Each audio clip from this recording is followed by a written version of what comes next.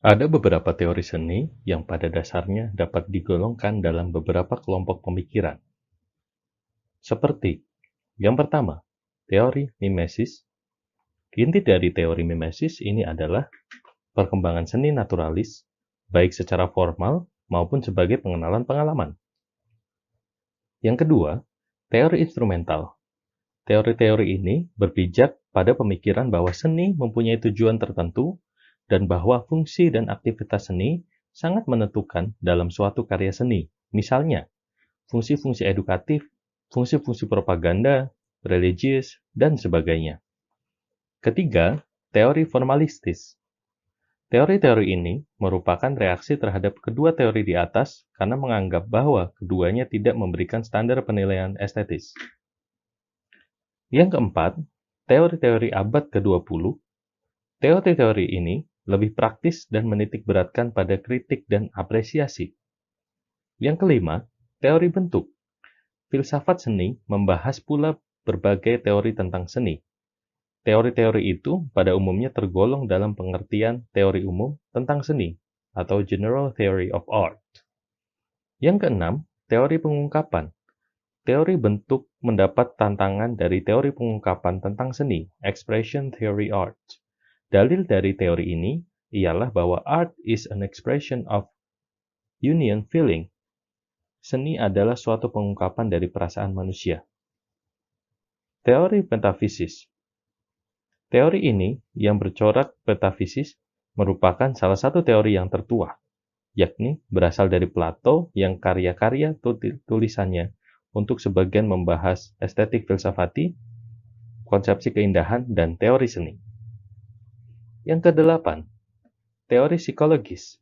Teori-teori metafisis dari para filsuf yang bergerak di atas taraf manusiawi, dengan konsepsi-konsepsi tentang ide tertinggi atau kehendak semesta umumnya tidak memuaskan, karena terlampau abstrak dan spekulatif. Teori kesembilan adalah teori suasana lingkungan. Perubahan besar terhadap filsafat keindahan dan filsafat seni dengan lahirnya istilah estetika, munculnya pengertian seni indah, adanya ukuran baku tersendiri dalam estetik, runtuhnya teori proporsi tentang keindahan, tertariknya perhatian orang terhadap pengalaman estetis, dan dimulainya penelaahan dengan metode-metode empiris. Selanjutnya kita akan bahas satu persatu secara lebih detail. Teori mimesis. Teori-teori ini berpijak pada pemikiran bahwa seni adalah suatu usaha untuk meniru alam. Kata mimesis berasal dari kata Yunani, di mana teori ini pertama kali dicetuskan oleh Plato. Terjemahan yang tepat dari kata mimesis agak sukar dicari, karena bagi Plato, mimesis ini tidak saja berlaku untuk seni rupa, melainkan juga berlaku untuk seni musik, drama, dan sebagainya. Teori mimesis ini amat penting dalam tinjauan seni, karena setelah zaman Yunani, konsep ini dihidupkan kembali dalam seni Renaissance, dan sampai sekarang masih cukup berpengaruh. Inti dari teori mimesis ini adalah perkembangan seni naturalis, baik secara formal maupun sebagai pengenalan pengalaman. Teori instrumental. Teori-teori ini berpijak pada pemikiran bahwa seni mempunyai tujuan tertentu, dan bahwa fungsi dan aktivitas seni sangat menentukan dalam suatu karya seni. Misalnya fungsi edukatif, fungsi-fungsi propaganda, religius, dan sebagainya. Cabang lain dari teori ini adalah seni sebagai sarana penyampaian perasaan, emosi, dan sebagainya. Seni adalah sarana kita untuk mengadakan kontak dengan pribadi si seniman, ataupun bagi seniman untuk berkomunikasi dengan kita. Teori formalistis. Teori-teori ini merupakan reaksi terhadap kedua teori di atas karena menganggap bahwa keduanya tidak memberikan standar penilaian estetis. Mereka berpendapat bahwa elemen-elemen bentuk pada suatu karya seni juga memancarkan nilai-nilai estetis. Teori-teori abad ke-20. Teori-teori yang lebih praktis dan menitik beratkan pada kritik dan apresiasi. Seni adalah suatu tindakan kreatif. Pertama-tama, ia adalah suatu realita yang diciptakan, dan kedua, ia harus bisa memberikan kesempatan dan kemampuan untuk penghayatan estetis. Teori bentuk. Filsafat seni membahas pula berbagai teori tentang seni. Teori-teori itu pada umumnya tergolong dalam pengertian teori umum tentang seni. Di samping itu, sesungguhnya ada teori khusus tentang masing-masing jenis atau ragam seni. Misalnya, Aristoteles pernah mengembangkan teori tentang tragedi, dan untuk teori khusus itu dipergunakannya istilah photics. Istilah-istilah ini kini itu tampaknya tidak dapat diterima untuk menyebut suatu teori khusus tentang jenis-jenis seni apapun, seperti umpamanya photics of music, teori khusus tentang musik, atau photics of dance, teori khusus tentang tari. Kalau dalam teori keindahan dipersoalkan apakah keindahan itu sebagai kualitas objektif dari benda, ataukah hanya tanggapan subjektif dari si pengamat, maka sejajar dengan itu, ada dua teori seni yang membahas apakah seni itu suatu bentuk murni atau suatu pengungkapan, sesuatu yang ada di dalam diri seseorang. Teori yang pertama terkenal sebagai teori bentuk, didukung sepenuhnya oleh penulis seni Inggris, Clive Bell. Menurut Bell, segenap seni sepanjang masa mempunyai significant form, atau bentuk penting, bentuk yang bermakna, sehingga seni tersebut dihargai orang. Tapi, Bell tidak mengemukakan ciri-ciri dari bentuk yang demikian itu. Ia hanya merumuskan bahwa significant form adalah bentuk dari karya seni yang menimbulkan tanggapan berupa perasaan estetis dalam diri seseorang. Dan sebaliknya, perasaan estetis adalah perasaan yang digugah oleh significant form. Menurut teori bentuk itu, pokok soal, tema, atau dalil moral, maupun isi apapun dari suatu karya seni, tidaklah penting untuk penghargaan terhadap karya seni itu. Jadi, dalam pertentangan antara bentuk dengan isi, teori formalis menekankan mutlaknya bentuk untuk tercapainya penikmatan estetis. Teori pengungkapan. Teori bentuk mendapat tantangan dari teori pengungkapan tentang seni. Dalil dari teori ini adalah bahwa seni adalah suatu pengungkapan dari perasaan manusia. Teori ini terutama bertalian dengan apa yang dialami oleh seorang seniman ketika menciptakan suatu karya seni. Tokoh teori ekspresi yang paling terkenal adalah filsuf Italia Benedetto Croce. Dengan karyanya yang telah diterjemahkan ke dalam bahasa Inggris, Aesthetics as Science of Expression and General Linguistics, dia antara lain menyatakan bahwa seni adalah pengungkapan dari kesan-kesan. Expression adalah sama dengan intuition atau intuisi. Dan intuisi adalah pengetahuan intuitif yang diperoleh melalui pengkhayalan tentang hal-hal individual yang menghasilkan gambaran angan-angan atau images. Dengan demikian, pengungkapan itu berwujud sebagai gambaran angan-angan seperti misalnya images warna, garis, dan kata. Bagi seorang mengungkapkan berarti menciptakan seni dalam dirinya tanpa perlu adanya kegiatan jasmaniah keluar. Pengalaman estetis seseorang tidak lain adalah ekspresi dalam gambaran angan-angan. Teori metafisis. Teori seni yang bercorak metafisis merupakan salah satu teori yang tertua, yakni berasal dari Plato yang karya-karya tulisnya untuk sebagian membahas estetik filsafati, konsepsi keindahan, dan teori seni. Mengenai sumber seni, Plato mengemukakan suatu teori peniruan, imitation theory. Ini sesuai dengan metafisika Plato yang mendalilkan adanya dunia ide pada taraf yang tertinggi sebagai realita ilahi. Pada taraf yang lebih rendah, terdapat realita duniawi yang merupakan cerminan semu dan mirip dengan realita ilahi itu. Karya seni yang dibuat manusia hanyalah merupakan mimesis atau tiruan dari realita duniawi. Sebagai contoh, Plato mengemukakan ide keranjangan yang abadi, asli, dan indah, sempurnaan ciptaan Tuhan. Kemudian, dalam dunia ini, tukang kayu membuat ranjang dari kayu, yang merupakan imitasi dari ide tertinggi keranjangan tersebut. Dan akhirnya seniman meniru ranjang kayu itu dengan menggambarnya dalam sebuah lukisan. Jadi, karya seni adalah tiruan dari suatu tiruan lain, sehingga bersifat jauh dari kebenaran atau dapat menyesatkan.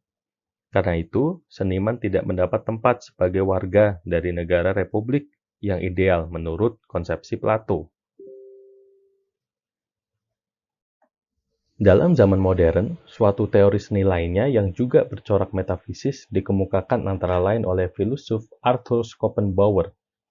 Menurutnya, seni adalah suatu bentuk dari pemahaman terhadap realita, dan realitas yang terjadi ialah suatu keinginan atau will yang semesta.